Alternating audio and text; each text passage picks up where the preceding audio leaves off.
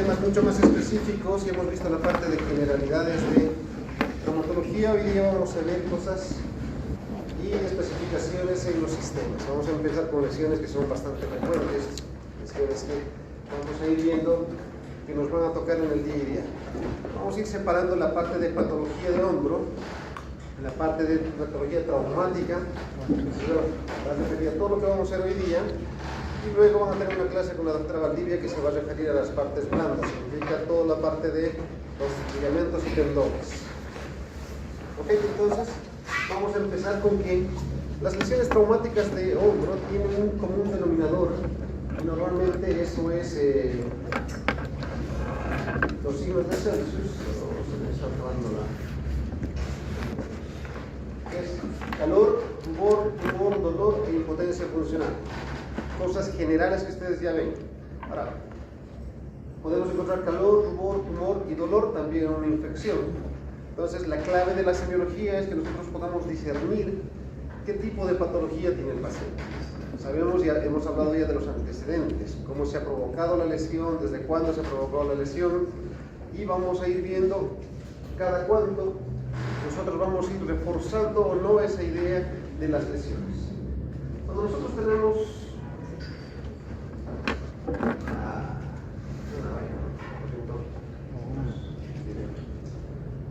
cuando nosotros tenemos lesiones que van a afectar el soma del cuerpo, o sea, todas las partes que componen el hueso, la parte muscular, la parte ligamentosa, nosotros tenemos que ver y definir qué es una fractura. Y una fractura es una pérdida de solución en la continuidad del tejido óseo.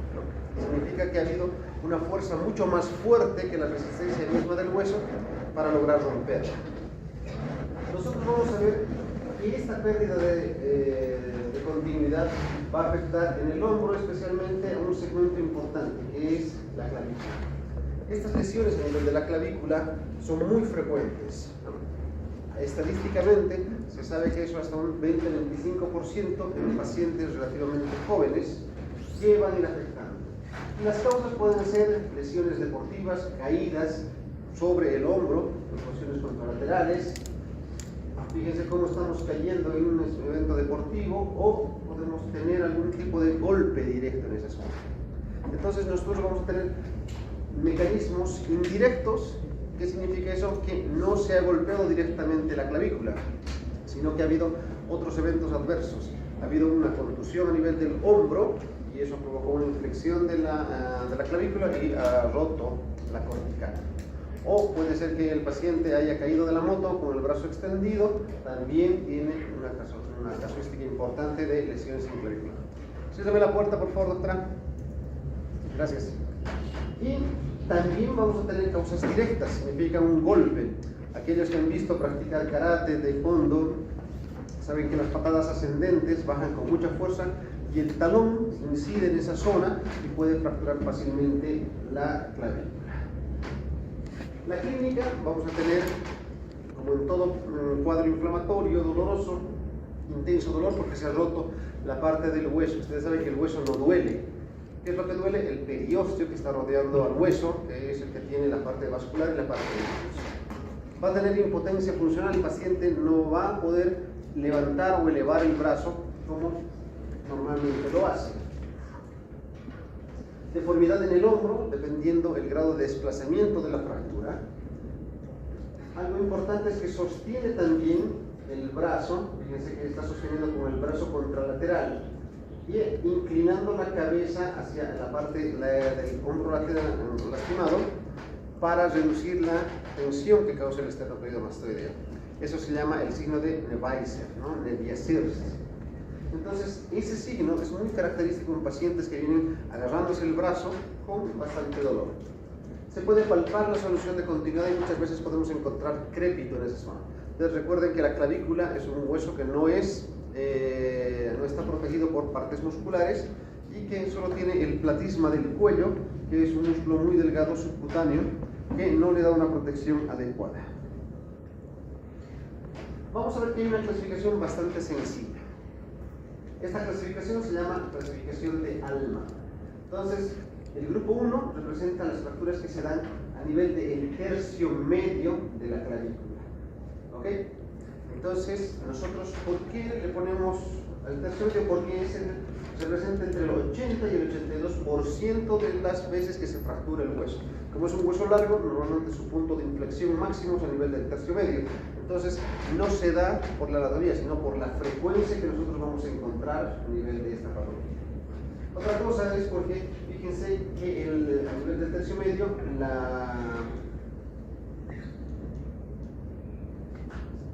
la cortical es mucho más gruesa que la medular. A nivel del tercio lateral, más o menos se equiparan un 50% entre la medular y la cortical, y a nivel de la parte media es mucho más frecuente encontrar tejido esponjoso, o sea, mucho más vascularizado. Entonces, en el grupo 2, que representa la clasificación 2 de Allman, va a representar toda la parte lateral de la clavícula. Nosotros tenemos por segmentos y representa entre el 12 y el 16% de todas las pacientes que nosotros atendemos. Y en la parte media, el grupo 3, el tercio medio, va a representar entre el 5 y 6% solamente. Es bastante infrecuente tener un trazo de fractura en la parte medial, principalmente porque está protegido por la orquídea externa. Entonces, esa es la característica de las fracturas de Allman. Luego vamos a tener el tipo de tratamiento. ¿Qué es lo que nosotros le vamos a ofrecer al paciente? Y podemos tener dos tipos de tratamiento. Un tratamiento conservador, que significa que el paciente no lo operamos. Al paciente le hacemos un tratamiento incruento, que significa estabilizar el brazo. Se pueden utilizar cabestrillos. Ahora hay cabestrillos que inmovilizan bastante bien el brazo, que se llaman cabestrillos tipo Vietnam o tipo Belpo. Y se hace normalmente cuando no encontramos desplazamiento. Cuando una fractura es desplazada, cuando supera los 2 milímetros de separación. Cuando una fractura está poco angulada y cuando no compromete la estabilidad de la piel, cuando no hay daño a nivel de la piel. Como dijimos hace un momento, la clavícula está muy cerca de la piel y eso puede horadar y puede convertirse en una fractura expuesta. Entonces hacemos un tratamiento con un 8 de guarismos. Fíjense que la idea no es hacer conversión de la clavícula, sino al paciente mantenerlo en una hiperlordosis forzada. Llevar toda la parte de la espalda hacia atrás para que la clavícula siempre mantenga una posición fija. Pero es un tratamiento bastante incómodo más si tenemos que estar 6 semanas, que es el tiempo de recuperación del hueso, con este tipo de artefactos. Cuando planteamos un tratamiento quirúrgico, ¿qué significa? Nosotros hacemos una incisión, colocamos una placa, tornillos, un clavo, ahora existen elementos bioabsorbibles que nosotros podemos utilizar, y en caso de fracturas desplazadas, más de 2 milímetros, fracturas realmente anguladas, fracturas decaladas, significa que hay una porción de la clavícula que se ha montado sobre la otra, fracturas que no son reducibles. Si nosotros hacemos maniobras y esa fractura que está desplazada no la logramos reducir con un tratamiento conservador, es quirúrgica. Fracturas expuestas significa que ha afectado la parte de la piel, y eso van a ver a través de la fractura de Lucilo y Anderson. Significa que hay una lesión y posiblemente se contamine ese hueso. Y ese hueso contaminado se le llama osteomelitis. La osteomelitis es un tratamiento muy largo y muy costoso. También vamos a operarlo cuando hay algún tipo de compresión vascular nerviosa.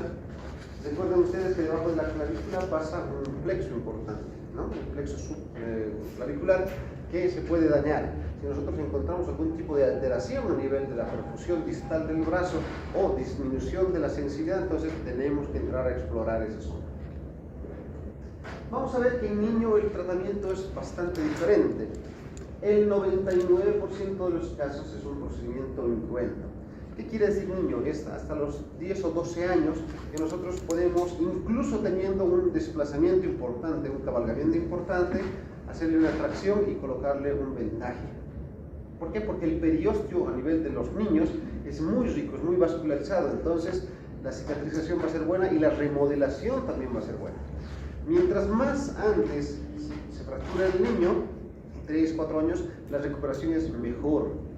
cosa de que si un adulto tarda 6 semanas, en un niño de 1 año, 2 años, puede llegar a durar 2 semanas por el grado de vascularización y cicatrización que tiene.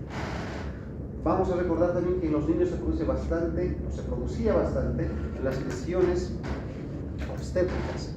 Cuando el paciente, el producto no sale del canal vaginal, entonces los obstetras se desesperan y intentan jalar, pues al traccionar el hombrito pueden fracturar esa clavícula. Entonces el tratamiento es bastante sencillo, se inmuniza al bebé y el tratamiento a las 2-3 semanas es como si no hubiese pasado absolutamente nada por el grado de remodelación.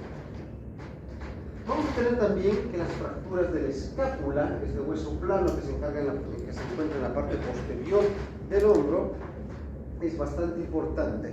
¿Por qué? Porque es un hueso que ocupa las 2/3 partes de la espalda. Es un hueso que está muy bien protegido por las importantes masas musculares y también eso le da una protección extra. Si nosotros tenemos algún tipo de lesión, esa protección y esa vascularización que también le da el músculo va a ayudar a que esto cicatrice adecuadamente. Entonces también suelen decirse a traumatismos de alta energía. Caídas de moto, caídas en el rugby, por ejemplo, en el fútbol. Podemos tener también desplazamientos. Paciente que cae con la mano extendida y toda la fuerza axial se va a dirigir hacia la parte del hombro. Se puede fracturar la cabeza del húmero, el cuello del húmero, pero también puede fracturar la glenoides, la cavidad glenoidea que va a contener la cabeza humeral. Entonces nosotros vamos a tener igual dolor, impotencia funcional, hematoma muy característico y un signo que se llama la pseudo-rotura. ¿Qué significa? La rotura verdadera es cuando el paciente viene con una disminución de la elevación de la abducción por rotura del supraespinoso, uno de los componentes del manguito rotador. Pero en este caso la fractura va a ocasionar un bloqueo neurológico y el paciente no va a poder mover, pero no es porque esté roto el supraespinoso o ningún movimiento, sino normalmente por el dolor y la inflamación.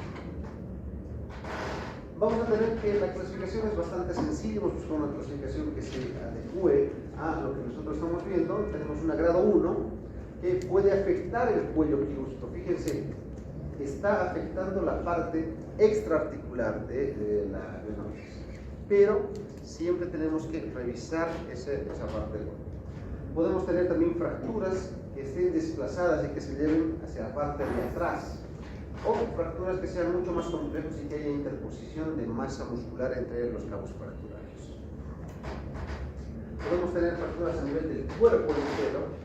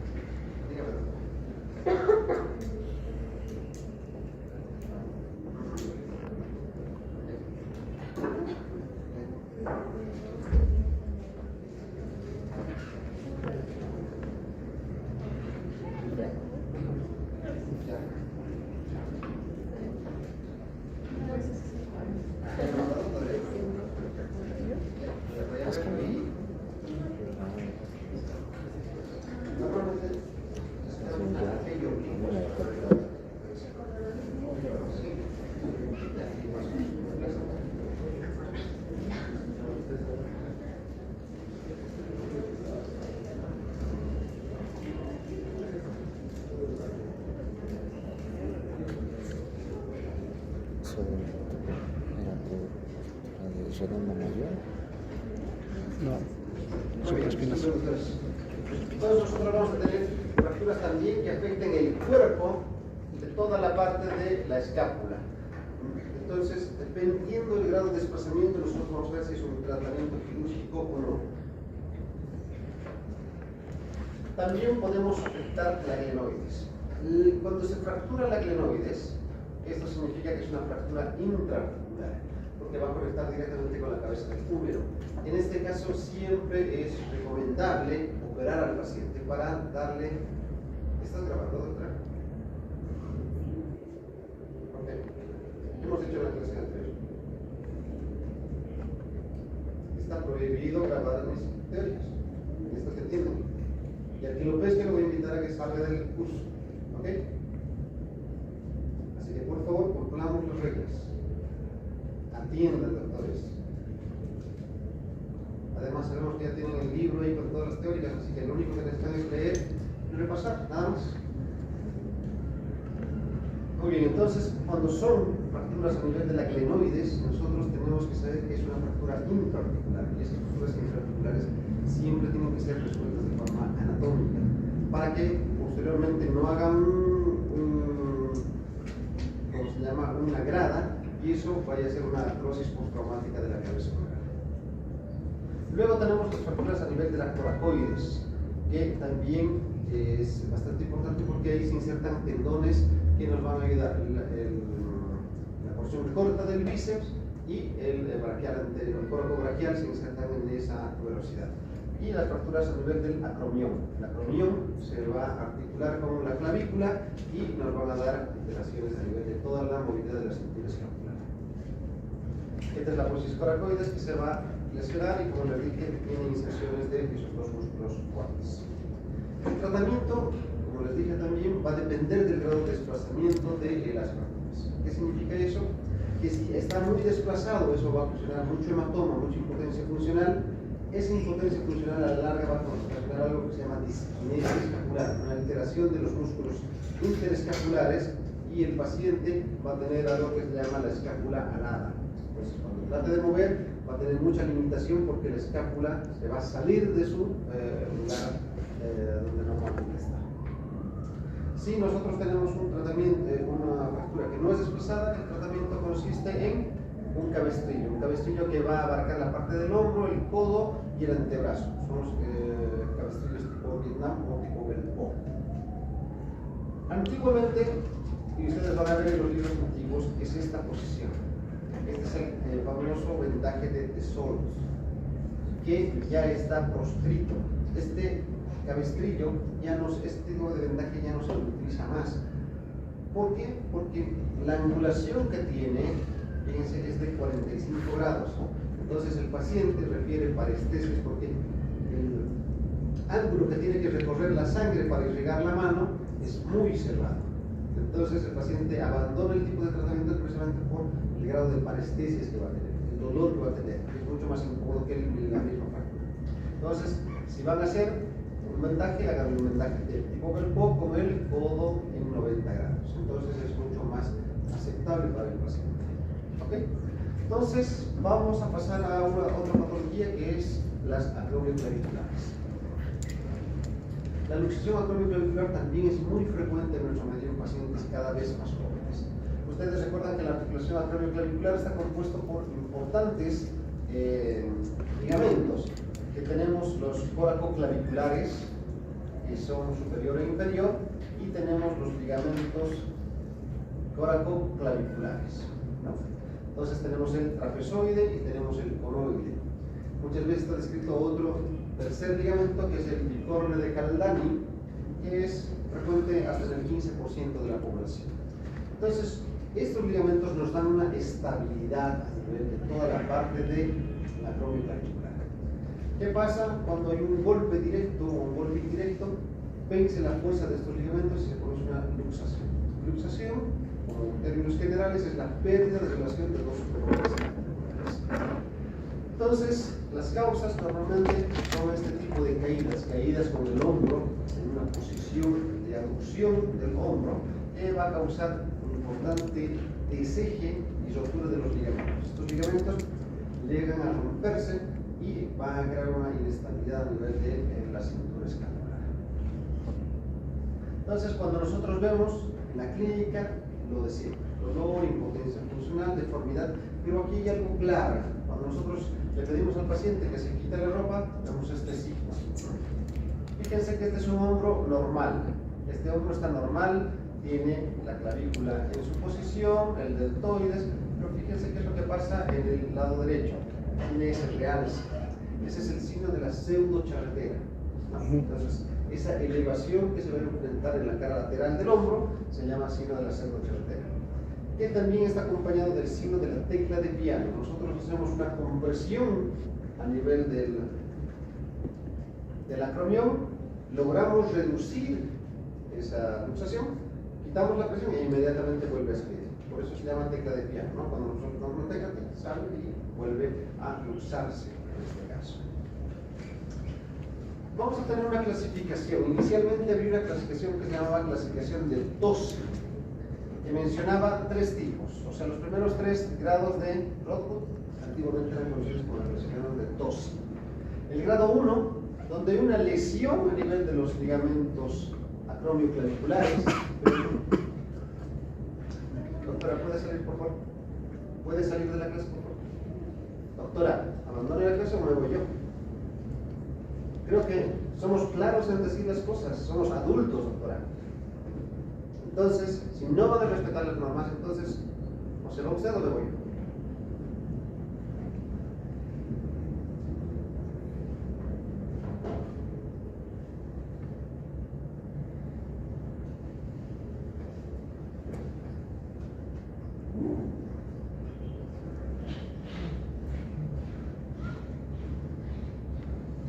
Esto lo tienen en los libros, doctores.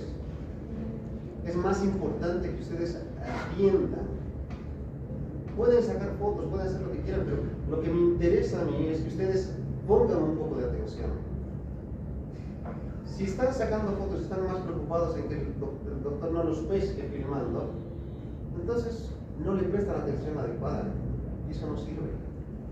Créanme que después, cuando se pasen, ni siquiera ven los videos. Y eso está comprobadísimo. Por lo menos que les entre un poco de lo que estamos hablando. Entonces, la clasificación de TOSI inicialmente daba una contusión, significaba un esguince, una lesión parcial de los ligamentos, que no daban una clínica más que dolor, leve tumefacción a nivel de la cara lateral del hombro, pero después de eso nada más.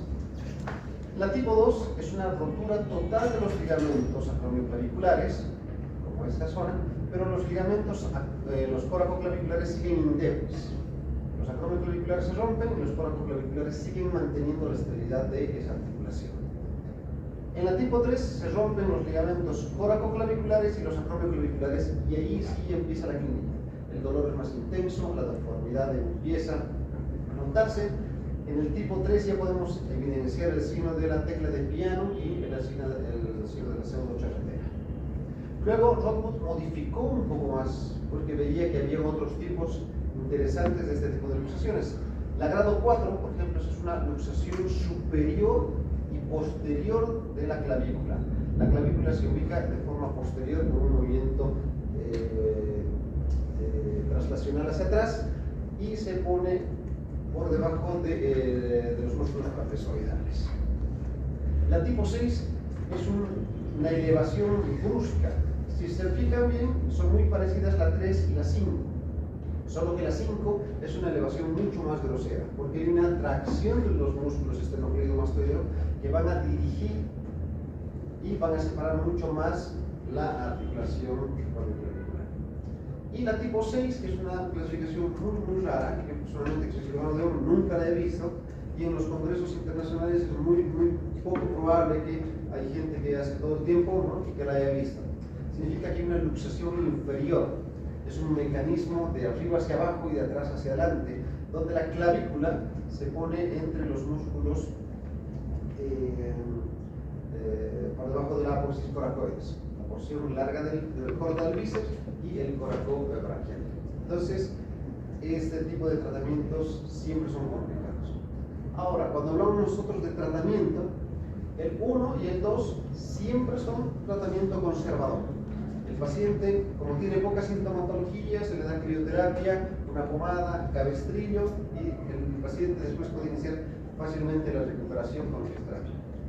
La tipo 4, 5 y 6 siempre son de resolución quirúrgica. ¿Por qué? Porque se crea una inestabilidad a nivel de todo el aparato locomotor. Y la tipo 3 todavía está en el borderline. Hay algunos traumatólogos que no operan y les va bien. Y hay otros que dicen que siempre tiene que operarse porque a la larga va a crear una inestabilidad.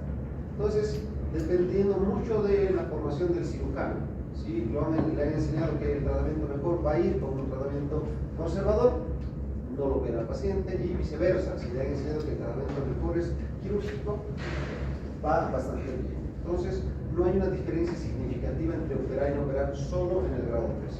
Con los demás ya está resuelto el tema, ¿no? Entonces, 1 y 2, tratamiento conservador. 3 todavía en discusión y 4, 5 y 6 siempre igual, devolviéndole la margen. Luego vamos a tener una luxación que es mucho más frecuente, la luxación pleno-humeral. Se dice que el 22% es una de las luxaciones más frecuentes del organismo. 22% de pacientes que se luxan. Significa que aquí somos 100, por lo menos 2 vamos a luxar en el 22 los vamos a luxar en el transcurso de nuestra vida. Entonces la incidencia es bastante alta. Y mucho más ahora que están haciendo deportes mucho más agresivos. Antes se decía que era exclusivamente de los hombres, ahora no. Las mujeres están haciendo cada vez actividades más peligrosas. El parkour, saltar de edificio en edificio, saltar de una pared a otra, el parapente, después el bungee, o sea, son deportes extremos que nos causan este tipo de alteraciones. Vemos en Santa Cruz, en el Beni, mujeres que están manejando mucha moto y no tienen las protecciones adecuadas y también tienen este tipo de lesiones. Entonces, ha aumentado exponencialmente el tipo de lesiones que nosotros vamos a poder encontrar. Entonces, ¿cómo se define una luxación plenohumeral? Es la pérdida de relación articular que se va a dar entre la glena y la cabeza del húmero. Doctora, ya no es hora de entrar. Doctores, cierren la puerta, ya no es hora de entrar, ya estamos en clase, por favor. Entonces, es la pérdida de relación articular que nosotros vamos a encontrar a nivel de esta articulación. Una articulación muy móvil, muy fuerte, pero que también a la larga nos va a dar mucha patología. Entonces, ¿cómo nosotros vamos a identificar clínicamente? El paciente igual va a venir con dolor, impotencia funcional, pero es una impotencia muscular muy marcada. El paciente muchas veces no puede ni respirar por el dolor y por la tracción, especialmente cuando la cabeza humeral se encuentra en la parte anterior. Entonces puede comprimir toda la zona a nivel del plexo braquial y eso va a ocasionar bastante dolor. ¿Okay? Entonces, nosotros vamos a tener y vamos a notar este espacio. Clínicamente, nosotros evidenciamos el signo de la charretera. El signo de la charretera significa que la parte del hombro se ve mucho más elevada y mucho más plana. También tenemos el signo de la oquedad. ¿Qué significa el signo de la oquedad? Que nosotros podemos colocar nuestra mano se va a hundir, o signo del hachazo, también llamado en algunos de los libros. Vamos a tener el clásico signo de Neweisser, que hemos visto ya anteriormente. Vamos a tener el signo de la aducción dolorosa. El paciente viene agarrado y con una abducción de 30 grados. Si nosotros tratamos de hacerle una aducción, o sea, llevar el codo hacia la parte media del cuerpo, el paciente inmediatamente va a poner una resistencia, va a rebotar. ¿Por qué? Porque estamos comprimiendo las estructuras nerviosas de la parte anterior del tórax. Entonces, eso va a provocar dolor. Tenemos dos cosas importantes en la parte radiológica que nos van a identificar y nos van a marcar el grado de lesión. Significa el Bankart óseo y la lesión de Hill-Sachs. ¿Qué son estos dos fenómenos que solo se los puede ver en la radiología? Doctora, ya no es hora de entrar a clases. Por favor, no es hora de entrar a clases, cierren la puerta. ¿Qué falta de respeto?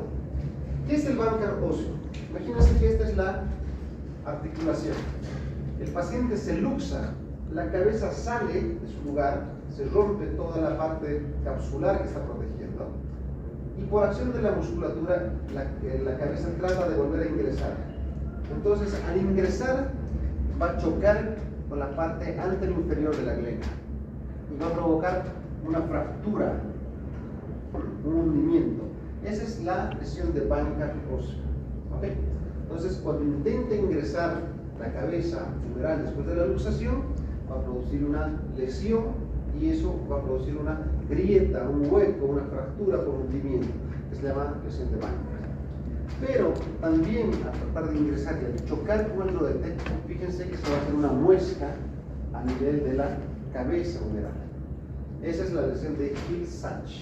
Entonces, la clásica lesión es una lesión de Bankart en el borde anteroinferior de la glena y con una lesión en la parte posterior superior de la cabeza humeral.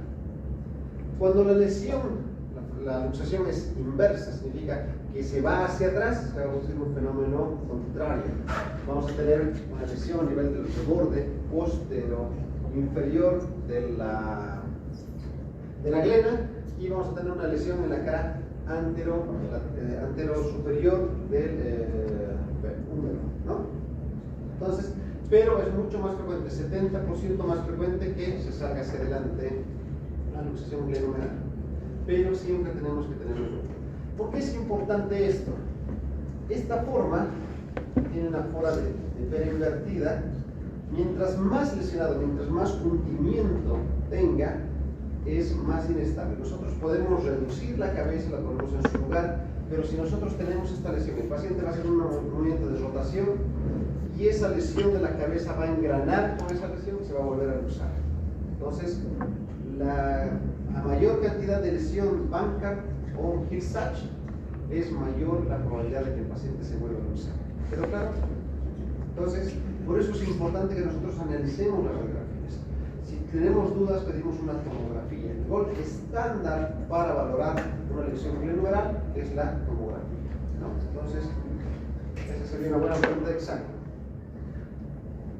Luxación anterior, nos vamos a detener un poquito en estas características, ¿no? Es la forma más frecuente de la luxación, hemos visto más o menos con un 60%. El paciente acude con el brazo en aducción, rotación externa, y la expresión se llama el signo de la pseudocharretera. Lo mismo que hemos visto en las lesiones de clavícula, lo mismo que hemos visto en las lesiones anteriorcurriculares.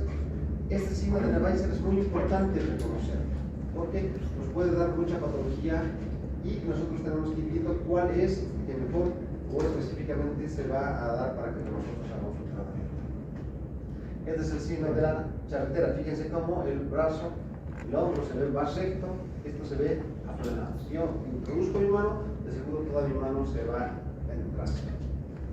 El tratamiento se puede reducir con manipulaciones. Nosotros tenemos diferentes tipos de manipulaciones que vamos a ir viendo. Hay la maniobra de Kocher, que es una abducción, rotación externa, aducción y rotación interna del hombro para que se pueda lograr reducir la luxación.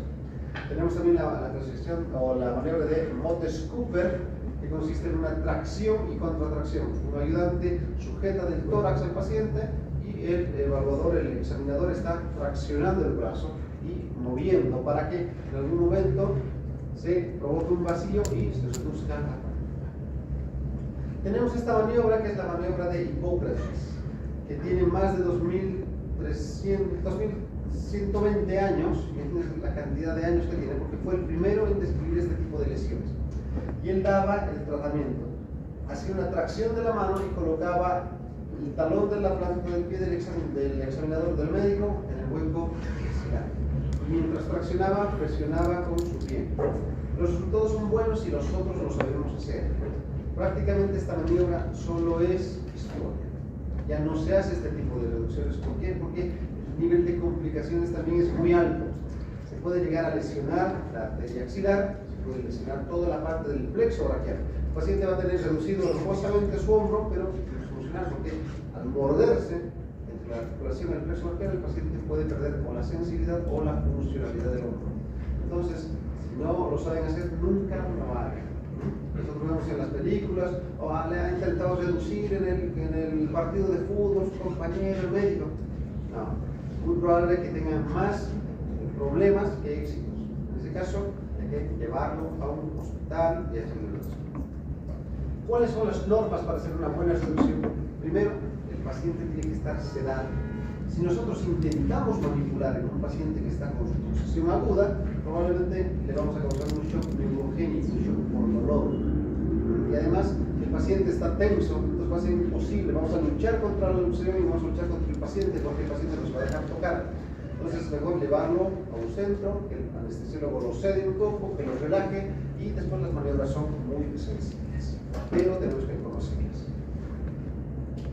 Luego de eso tenemos que inmovilizar al paciente con un vendaje del PO o con un cabestrillo. La luxación posterior, como les había mencionado, fíjense que se va hacia toda la parte posterior. El brazo se encuentra en aducción y rotación interna. Esto es sumamente importante para que lo tengan en mente. Tiene dificultad para la rotación externa. El paciente no puede hacer este movimiento. Es como si estuviera roto los nervios del mamífero rotador que realizan parte de rotación externa, que son el infraespinoso y el redondo menor, ¿no? Entonces debe sospecharse en pacientes que han sufrido tipos de descargas eléctricas, donde toda la parte del cuerpo se ha ido hacia atrás, o pacientes que tienen convulsiones muy frecuentes, que se caen hacia atrás también, ¿no? Entonces, toda la zona de la clavícula, del hombro, la glándula humeral quedan inestables y se puede luxar la cabeza del húmero hacia atrás.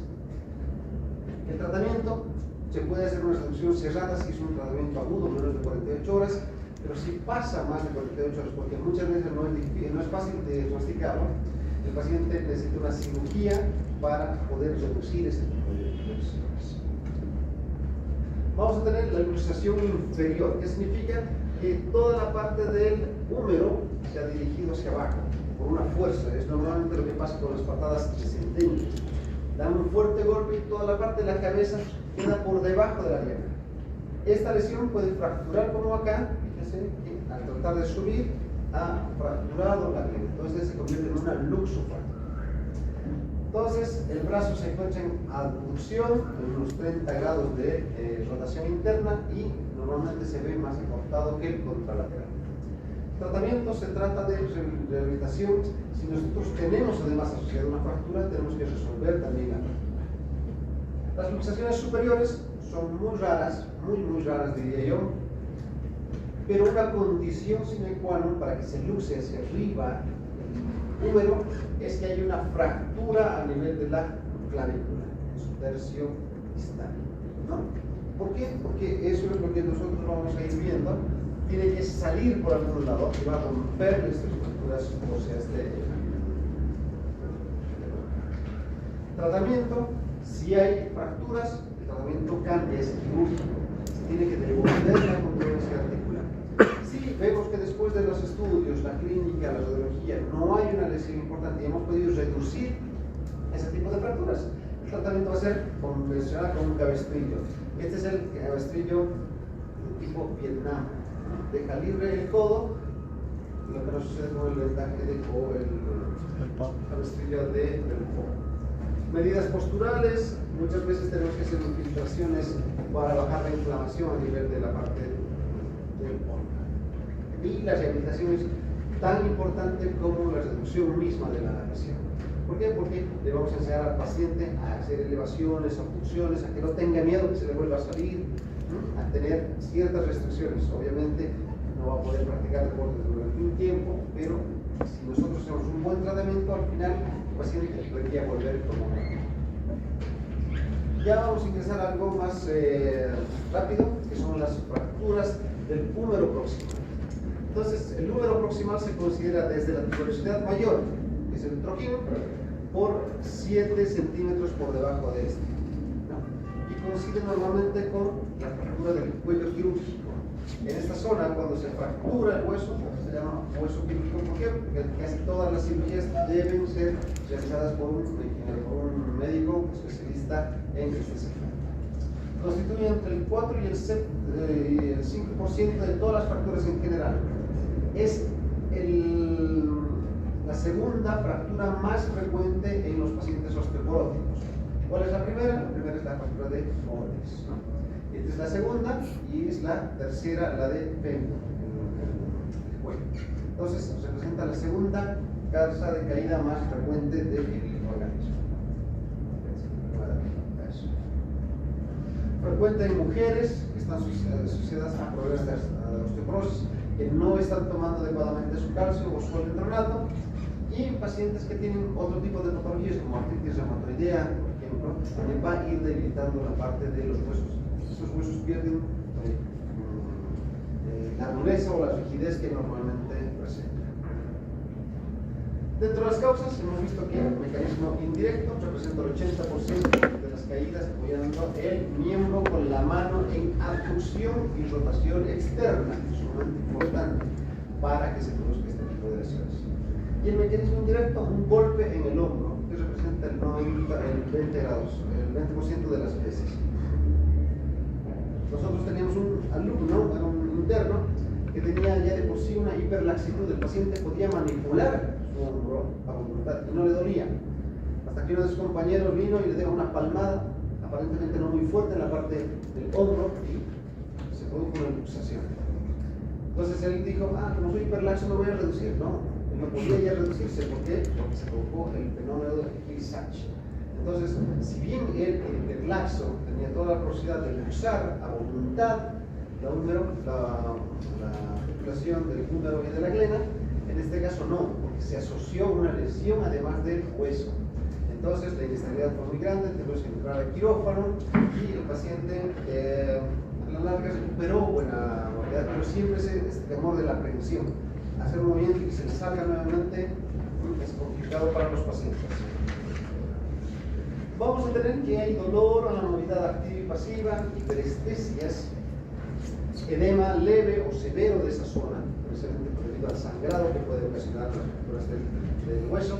Vamos a tener limitación funcional y algo importante que es el hematoma de Hennequin. El hematoma de Hennequin es una equimosis brachiopalmar o brachiotorácico, donde, fíjense, se produce una fractura a nivel del cuello quirúrgico y esa sangre se puede dirigir hacia la parte distal o por la fascia del pectoral mayor se va a irradiar hacia todo el pecho. Entonces es dramático cuando uno viene, ¿qué te has hecho? Todo tu pecho está marcado. O en las señoritas, muchas veces el pezón y la parte de la mama se vuelve negra. Entonces, lo primero que se asusta es que se me está gangrenando la mama, ¿no? Entonces, los pacientes vienen por eso. No, señoras, es que se ha fracturado su hueso y el problema es que ha sangrado y eso se ha ido a la parte del tórax. Entonces, tenemos que saber explicar a los pacientes para que nosotros no tengamos problemas. Y vamos a tener fracturas que son desplazadas, fracturas no desplazadas, fracturas con un minuto, con alguna alteración a nivel del paro o valgo de las caderas que hemos visto en la anterior piso, ¿no? Podemos tener coxavara o coxavalga postraumática, claro que sí, y eso va a tener que ser reducido si el paciente empieza a tener molestias.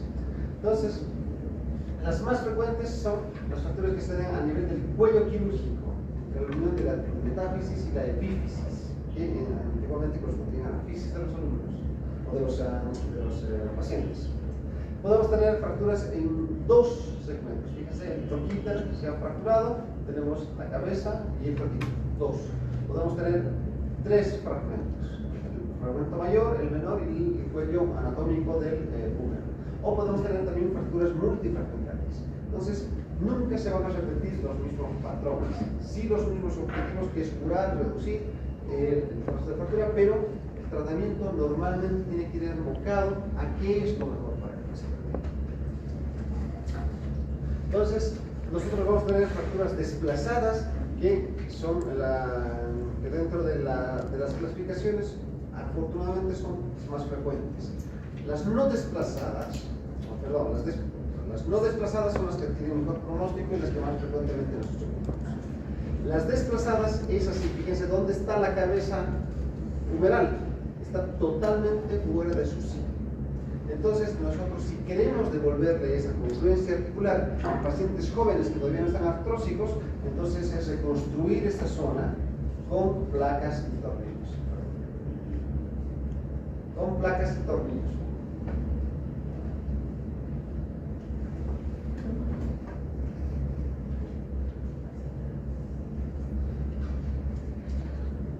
Entonces, vamos a tener un sinfín de patologías, porque vamos a ir viendo ahora la clasificación de la AO.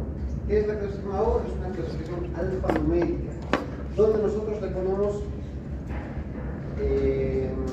un número a los segmentos del cuerpo. El hueso del húmero es el número 1, el antebrazo es el número 2, el fémur es el número 3 y la pierna es el número 4. ¿Okay? Entonces, cuando nosotros nos referimos a una fractura tipo 1, la clasificación AO, sabemos que estamos hablando del húmero. Luego vamos a tener clasificaciones o subclasificaciones. Fíjense, la A1 es a nivel de la diáfisis del húmero, pero el trazo es oblicuo largo, huboesquiroideo. En el tipo 2 es un oblicuo largo con algo de desplazamiento e inestabilidad, y el grado 3 es un trazo transverso. El trazo transverso es bastante inestable porque se puede mover a cualquier lado si no nosotros no lo establecemos. Las tipo B, las fracturas tipo B de la clasificación AO, siempre tienen un tercer fragmento. Puede ser un fragmento medial, puede ser un fragmento lateral en la B2, o puede ser un fragmento que también se ha fracturado, ¿no? Entonces es una fractura conminuta, pero por un mecanismo de golpe directo. Y las tipo C también son fracturas muy complejas, C por complejo. Las C1 son fracturas espiroideas que han fraccionado la parte media del huesito y lo han roto en dos. Las C2 son fracturas a dos niveles, significa que tiene dos focos, tres trazos de fractura. Un trazo, dos trazos, tres trazos. Entonces, para eso nos sirve este tipo de clasificación, para que nosotros podamos hablar un mismo idioma como y las C3 son fracturas multifragmentales, son fracturas que realmente nos cuesta armar para que eso concuase perfectamente, porque es como armar un vidrio roto, ¿no? Entonces tenemos que especificar y ver cuál es la dirección de las lesiones. El tratamiento, sí, no es una fractura desplazada, si está en la metáfisis, es un vendaje del foco. Fíjense que siempre cuidando la comodidad del paciente. Colocamos una playera, hacemos el vendaje de arriba hacia abajo, de lateral hacia medial, cosa de tener tres puntos de apoyo, un punto en el húmero, un punto en el tórax y un punto en el antebrazo, para que el paciente no esté con las ganas de cerciarse, ¿no? O también podemos colocar un yeso colgante y un peso extra para que por la gravedad el hueso se vaya reduciendo y vaya adoptando su sistema. Entonces, un video, pero lo único que hago rojo, los demás videos pues han fallado. Entonces, lo que queremos es que se lleven a casa, pues, lesiones a nivel de la clavícula, lesiones a nivel del hombro, lesiones glenumerales, siempre son de un tratamiento lo más urgente posible. ¿Ya? Especialmente todas las luxaciones. ¿Por qué? Porque el cartílago se nutre del mismo líquido artificial o articular y eso está por inhibición, el fenómeno de la inhibición. Mientras más tiempo esté fuera de su hábitat, ese cartílago, ese condrocito va a sufrir y va a lograr hacer una artrosis. Fracturas intraarticulares siempre tienen que ser resueltas de la manera quirúrgica para evitar la artrosis postraumática. Y créanme que en las prácticas deberíamos empezar a hacer eso. Este año esperamos habilitar perfectamente nuestras aulas de simulación para que podamos empezar a hacer este tipo de reducciones de fracturas y de luxaciones. Muy bien, doctores, gracias.